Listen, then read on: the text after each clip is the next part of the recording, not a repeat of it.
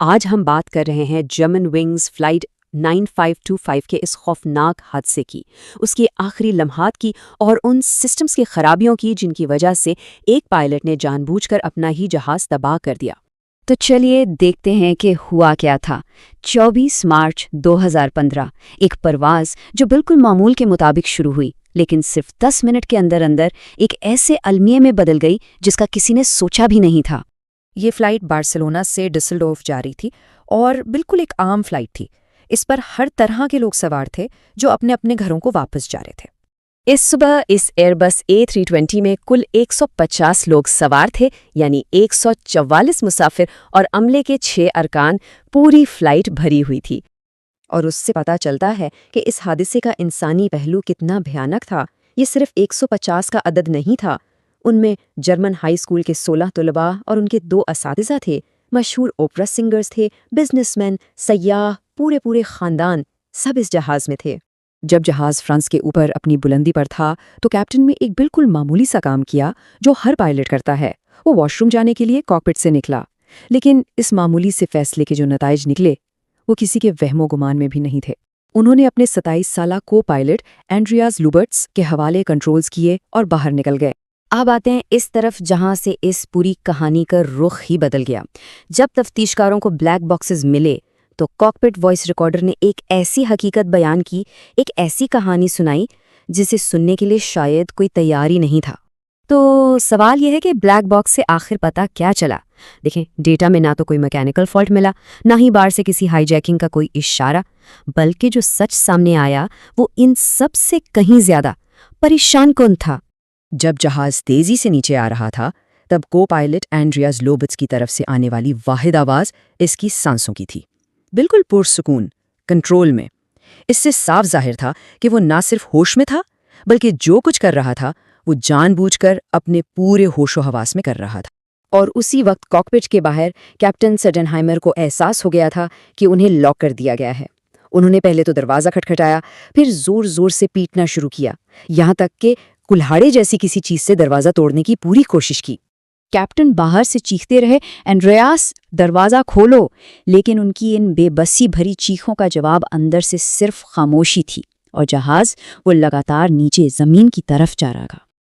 और यहाँ एक अजीब और बहुत ही अफसोसनाक सितम ज़रीफ़ी सामने आती है। कॉकपिट का वो मजबूत दरवाज़ा जिसे 9/11 के हमलों के बाद इसलिए बनाया गया था कि कोई दहशतगर्द अंदर ना घुस सके, वही दरवाज़ा इस पायलट के लिए एक हथियार बन गया। एक ऐसी चीज़ जो जिंदगियां बचाने के लिए थी, उसी ने इस अलमिये को यकीनी बना दिया। तो फिर सबसे बड़ा सवाल, ये शख्स था कौन? ये एंड्रियास लोबर्ट्स कौन था और कोई इतना खौफनाक कदम आखिर क्यों उठाएगा? देखिए, एंड्रियास लोबिट्सिस की 2 अलग अलग हकीकतें थीं। दुनिया के सामने वो एक कामयाब नौजवान पायलट था जिसका बचपन से ख्वाब था उड़ने का, लेकिन असलियत में पर्दे के पीछे वो एक शदीद डिप्रेशन से गुजर रहा था। एक ऐसी जहनी बीमारी जिसे वो बरसों से अपने आकाओं से, अपनी एयरलाइन से पूरी तरह छुपा रहा था। इसका पूरा कैरियर ही असल में सच को छुपाने पर खड़ा था। फ्लाइट ट्रेनिंग के दौरान भी उसने साइकाइट्रिक ट्रीटमेंट के लिए ब्रेक लिया था। उसके मेडिकल सर्टिफिकेट पर साफ लिखा था कि इसकी रेगुलर जांच होनी चाहिए। उसने अथॉरिटीज से झूठ बोला और क्रैश से कुछ महीने पहले जब उसकी बीमारी वापस आई तो वो डॉक्टर्स के पास गया, लेकिन जो नोट्स उन्होंने दिए कि वो उड़ने के काबिल नहीं, वो उसने फाड़कर फेंक दिए। क्यों? क्योंकि उसे डर था कि उसका बचपन का ख्वाब, उसकी फ्लाइंग उससे छीन जाएगी। और इसके पीछे की जहनियत का अंदाज़ा इसकी उस बात से होता है जो उसने अपनी साहब की गर्लफ्रेंड से कही थी, एक दिन मैं कुछ ऐसा करूंगा जिससे पूरा सिस्टम बदल जाएगा और फिर हर कोई मेरा नाम जानेगा और मुझे याद रखेगा।